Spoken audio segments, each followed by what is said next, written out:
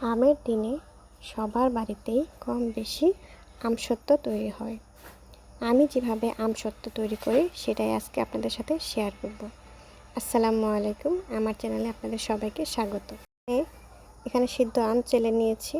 এখন 5 ফোড়ন আর কয়েকটা শুকনো মরিচ শুকনো তাওয়ায় টেলে নিয়েছি। এগুলো গুঁড়ো করে আমের রসে দিয়ে দেব।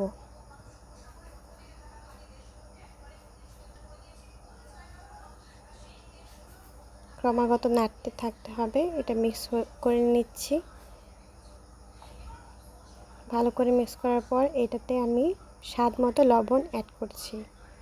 আম যেহেতু মিষ্টি ছিল সেই জন্য আমি অল্প পরিমাণ চিনি ব্যবহার করেছি। কেউ যদি মিষ্টি আমসি খেতে চায় তাহলে আরও চিনি ব্যবহার করবে।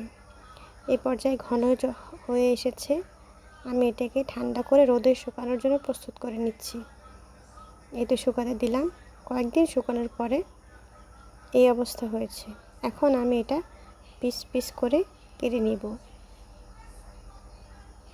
যাতে সারা বছর সংরক্ষণ করা যায় বা খাওয়া যায়।